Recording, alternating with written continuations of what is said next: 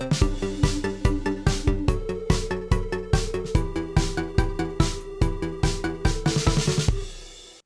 right, it's always fun. It is always exciting to come around to talk African football on Nigeria's Fans Forum.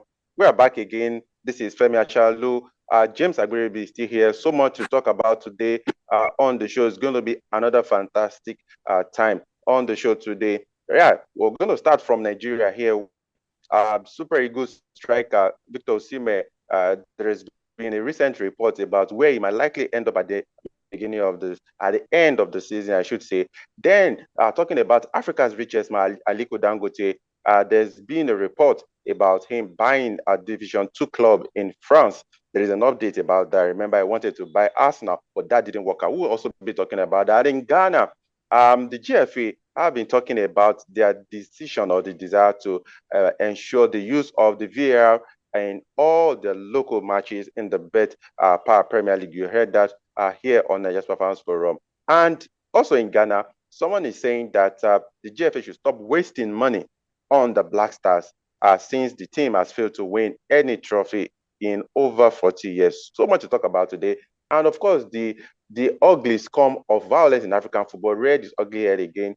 Few days ago in Cameroon, where in a Division 2 encounter, it became a free-for-all fight. We'll be talking about all of those on Nigeria's Fans Forum today. James, you're welcome to the show. Yeah, thank you very much, Femi. It's always a pleasure being on Nigeria's Forum. Always looking forward to every. Yeah. All right, unfortunately, we couldn't be physically in the studio today, but we have to get the show done. And it's nice to see you on an AC Milan jersey. We are still trying to console you after that 4-1 defeat to Man City. Don't worry, everything will be fine. James, okay, let's get started with Victor Osimhen. A recent report said that Victor Osimhen might likely fancy a move to Bayern Munich because of his girlfriend. Remember, Manchester United, Chelsea, interested in his services, but a report, according to sportsbible.com, says that his girlfriend, who was born in Germany and raised in Germany, who want to go back home, and meaning that Osimhen might likely fancy a move to Bayern Munich, who are also coincidentally interested in the services. James, looking at what has happened to Sadio Mane, do you think it's going to be a good move if eventually this actually come out to be true? Femi, women played a lot in the lives of footballers. Before they make transfers, they have to think of the family. But we've seen in past transfers and stuff that sometimes that is not always the case, because we have clubs involved now, and football is big business. It's not about emotions, it's not about sentiments. Remember how Mikhailo Mudryk, the guy that went to Chelsea, he was as if he was flirting with Arsenal, and everybody was like, the deal was 99% done. There was a time that he was even following Arsenal's games and sometimes liking some things concerning Arsenal. At the end of the day, the guy ended up in Chelsea. And the club put their foot down that this is where you're going to do, because I don't think they have for a very long time. I don't think they had a player like that attracted such interest. So they had to cash in. Like I said, football is big business. So whether Osimhen moves to Bayern Munich or not, it's still all speculations. We've heard talks about him going to Manchester United. Chelsea too is there. The big clubs in Europe. And the Bayern Munich too, one of the clubs. So like I said, it's just mere speculations. And at the end of when the transfer window opens, we'll have a clearer picture where he will be headed to. So his girlfriend coming to the picture is not a new thing. It's something that we've always heard about, So for me, like I said, it's just mere speculation. Okay, so Stephanie Osimhen, they have a 2-year-old daughter together called Halle. She was born in 2020. James, let's talk about Aliko Dangote. Remember, you guys refused to sell Arsenal to Aliko Dangote. If you guys had done that, I'm sure by now you will have won the Premier League, maybe even before now. But let's talk about a report said he was making an attempt to buy Valenciennes, a second division 2 team in France. But according to Osasoba Yohana, a former BBC Sports reporter, he came out to say that he spoke with someone close to Aliko Dangote, and the person said there's just nothing like that. So we're still waiting for further clarification regarding that. But he also talked about a few years ago that he talked to Dangote about maybe buying a club in the Nigerian professional football. He again re-emphasized that he should have looked inward to buy a club in the Nigerian professional football league. But James, would that really be advisable or wise or even economically viable, buying a club in the Nigerian professional football league with all that we've seen here that we are trying to put the house together? Well, you've taken it out of my mouth. I mean, if I am someone that is close to Dangote, I would not advise him to even dare it, because the league that we have is like I think they cannot even put their house in order. I mean, look at what happens like week in, week out. We hear cases of insecurity, crowd troubles, clubs are getting fined here and there, points deduction. It goes to show that we still have all these negative things still happening in the league. So imagine somebody now hearing all those things, and you think the person who is so stupid enough to now invest in such projects. And I don't think we are ready for such. You know, it's sad saying this, but I mean, that's the reality on the ground. I mean, we are still battling with a lot of things in the league, you know, traveling issues, crowd issues, officiating, you know, all those things. So until we clear all those things out, that's why these guys will continue to take their money elsewhere. I mean, you put your money where you feel confident that at least it's safe there. Not somewhere that it's not about sentiment. This is big business. It's about but James, why? If someone like Kunle Shoname, who owns a club in Portugal, is still running a club in Nigeria, Remo Stars, so why shouldn't someone like Dangote think about doing something like that? I mean, Ramos, Soname, Kunle Soname, I mean, it's just one in how many? One in how many? To me, I see him as somebody that the other club side should emulate. I mean, how many? Most of the clubs we have in Nigeria are like state, government-owned clubs. That's why they are so there's nothing like accountability. You know, they just run it the way they like. Whatever government comes in, they just do stuff the way they like, and everybody just leave the whole thing like that. So it'll be very difficult. Fine. So Kunle Soname has done very well. He has kind of shown to everybody that private clubs, running club private, that's the best way to go. It's now left for whether these other people who will be ready to put their foot down, put their money, and you know, maybe get one club and run it privately. I mean, that's the best thing to do. You know, so for me, Dangote, well, I won't advise him, because for now, I don't think we are ready for that. I won't, if I'm very close to him, I won't advise him to do that. Yeah, because like I said, I mean, you want to put your money where you feel safe, not hearing issues here and there. At some point, the league didn't start on time, and rescheduling and postponement, and I mean, you are driving away investors. So for me, that's just it for me. Okay. So talking about Nigerian Professional Football League, I think this season we've seen a drastic reduction in the number of level of violence and even poor officiating as well, because of course the IMC they really put their foot down this time. James, let's go to Ghana, where a popular highlife musician talking about Dada Hafco has told the Ghanaian government to stop wasting money on the Black Stars.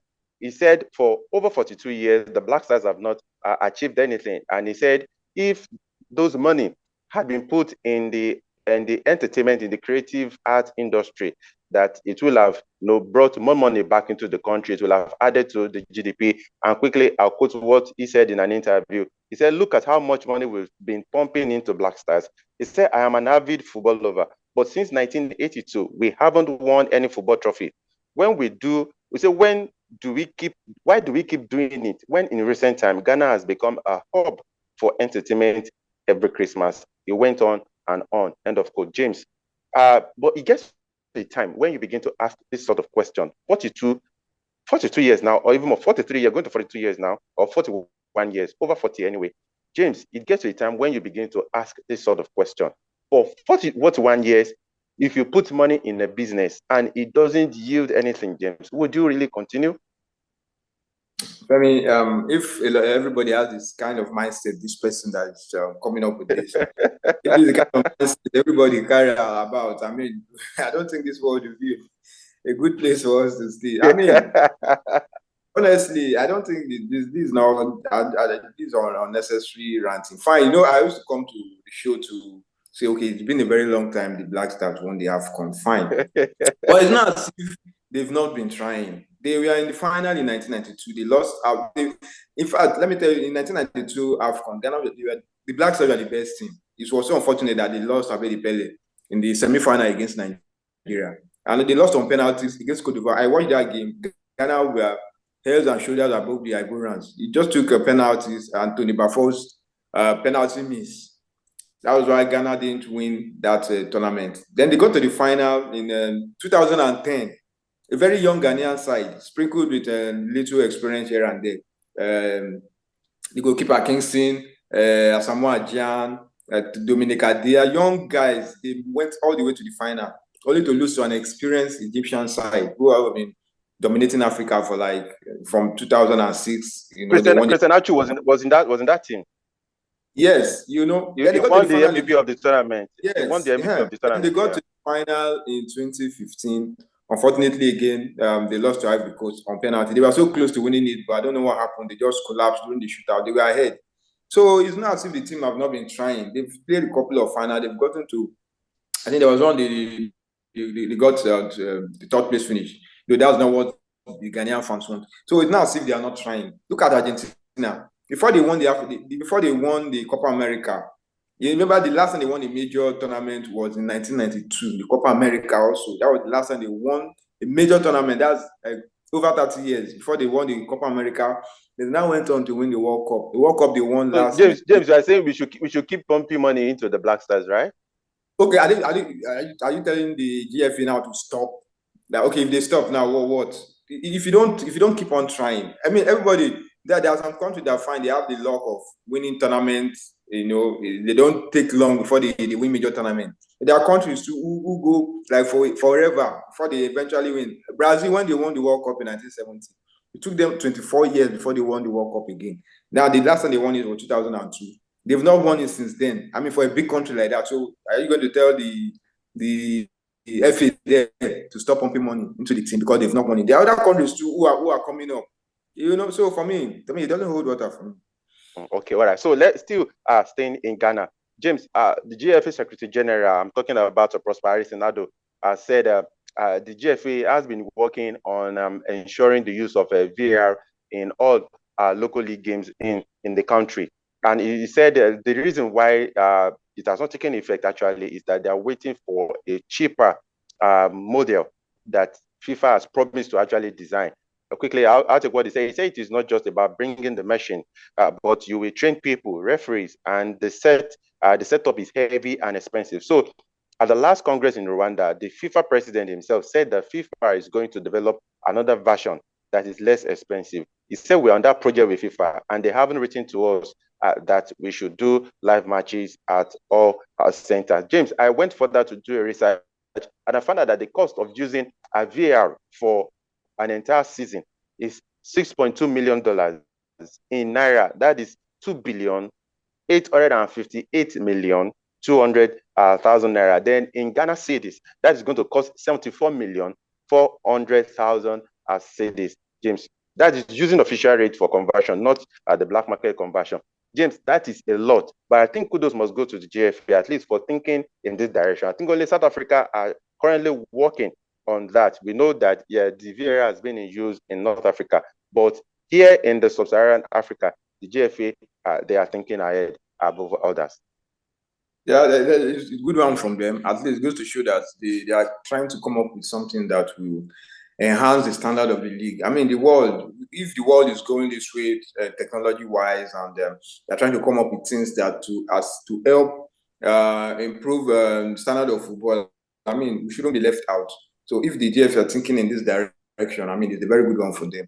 It goes to show that they mean well for the league. They want the standard to grow. I mean, we can't keep coming here to say the North Africans, South Africa. I mean, those from West, we have big countries from the West African side. Think of Ghana, Nigeria, the Ivory Coast. I'm fine. I'm not saying that everybody must. We all have our own issues to deal with, But I mean, nothing stops us from it because these are big football playing nations, and if the GFA feels this is the right way to go, and the money can be made available for this, why not? It's for the best. It's for the league to improve, to grow. You have the talents there, but if you don't take care of all these off the pitch issues, I mean, they are trying to make sure that everything is done. Exactly. Yeah. So kudos to them, and I hope that the plan will fly, because it's one thing to come up with ideas and put everything on paper, but another thing is you have the urge, the will to execute these plans. So I just hope that it comes out good. Maybe from our own hand there in Nigeria, we'll emulate it. But Nigeria and Ghana, our brotherly rivalry. I was going to say that because should we even talk about VR in Nigeria? We do not even have power. We do not even have power. James. That's the thing, if you don't take care of all this, if you don't, if on you are the match day, you will hear that the generating plant that powers the stadium is faulty. So that's some of the niggling issues that we still have to deal with. Fine, it's good to have VAR, but do you have all those things in place to make it work? So since the GFA have come up with this plan, I hope our own football authorities here will emulate what our brother from Ghana, what they are planning to do, because I mean that's the way. You can't keep lagging behind while the rest of the world keep moving forward. James, so you want to enrich some people's pocket 2,858,000,000. You know what that means? Some people will become rich overnight. If those things doesn't come cheap.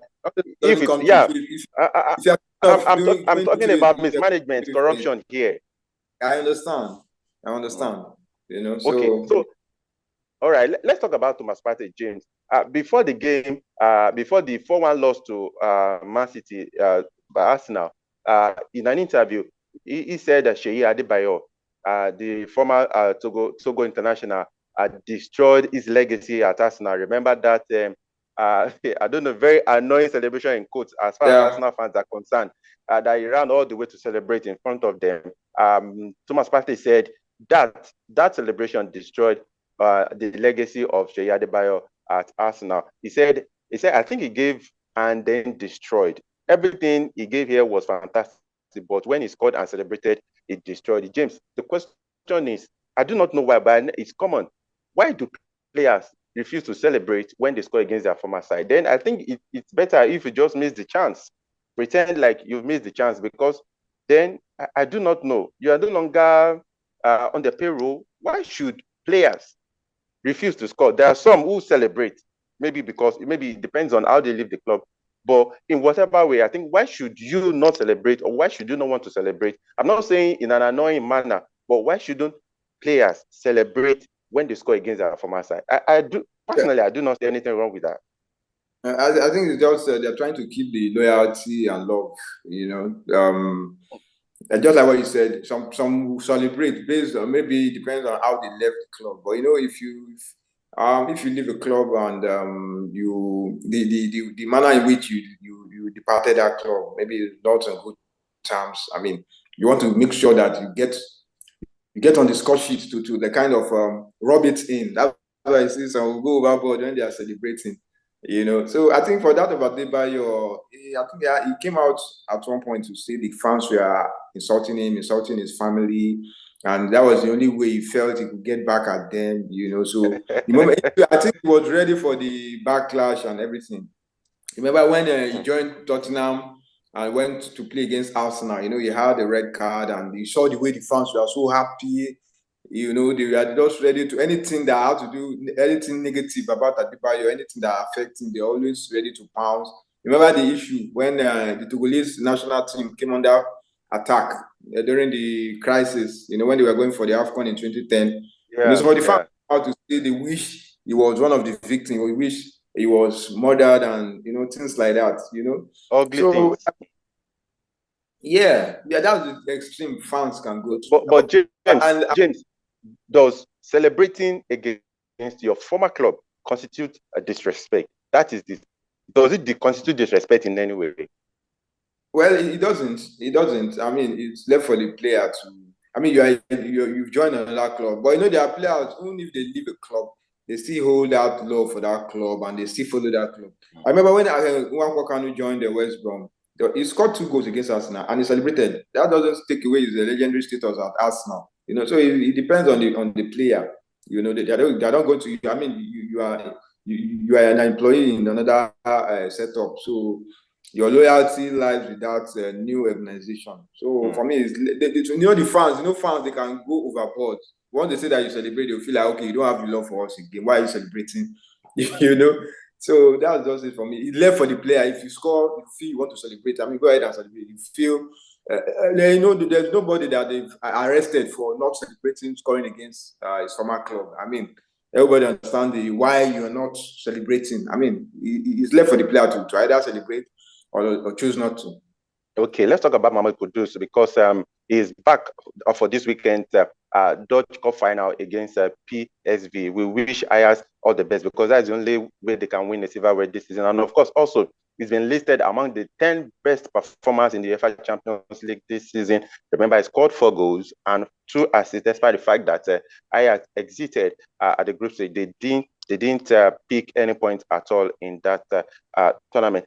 James, quickly, before we of course leave Ghana, recently there was a symposium of some sort that saw the former Black Stars players, legends of Ghana football, so to say. They came together and they were addressed by Koto Krakow, who said that the GFA really needs their input into moving Ghana football forward. James, and this came, remember, after the altercation or the confrontation in words now, so to say, between Stephen Appiah and a member of the GFA. But this time, Koto Krakow is saying that their relevance is very, very key for the GFA. He said, I think the relevance of footballers in the football ecosystem cannot be underestimated in any way. And as a leader of this association, I've always respected and placed a premium on footballers, not only because of the entertainment you provided, but also the joy into the homes of millions across the globe during your active football days. End of quote, James. I think we've talked about that. And he also talked about something very key. He said they should bring ideas into how the statute can be changed, meaning that if that is done, we might see former Ghanaian footballers coming into administration. We tried to do that right here in Nigeria in the last NFF election last year, but it didn't work out. Do you think that will work, James, very quickly? Well, for me, it's easy to come out and say things like this, but are you going to give them the opportunity to get into sensitive positions so that they'll be able to carry out whatever ideas they have? I mean, we've been hearing about these things in the past. We want the ex-internationals to be part of the running of football. At the end of the day, these same footballers will come out and say they're not going to be part of the setup anymore because of A, B, C, and D reasons. I mean, the other time we heard of Michael Essent saying he's never going to be part of the coaching. He's never going to be coach in Ghana.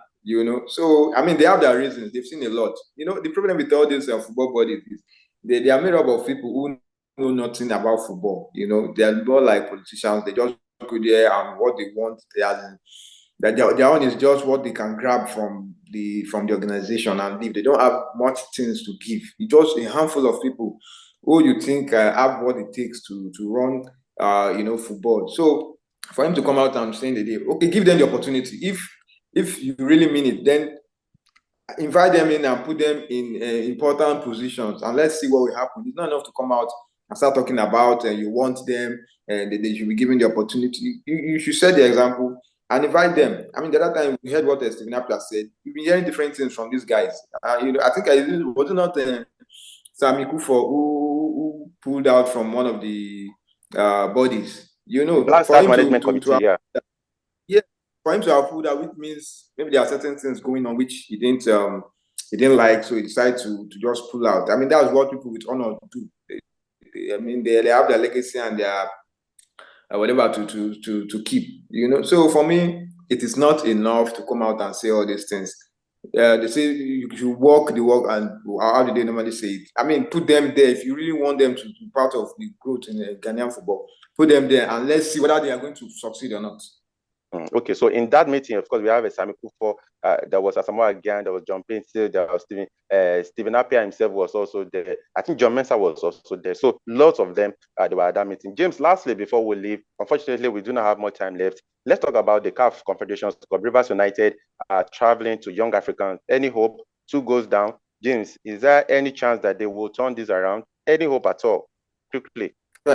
I mean, realistically, there's no hope. I mean, you couldn't do it right in front of your fans, your home ground, and you're going away to Young Africans in Tanzania, one of the big sides in Tanzania, and they're one of the emerging force in African football. I mean, you see the turnout when the second leg we played, massive turnout. I mean, I think Rivers United have lost it in the first leg. I don't know the kind of miracle. It's only a miracle that we see them through, because the last time I watched their game, finally they play good football, but at the end of the day, when they get to the final third, I mean, it's as if they just run out of ideas. So if you play and you don't take away, you don't create enough chances, you're not going to win a football game. So for me, I think it's sad to say this, but I think it's the end of the road for Rivers United.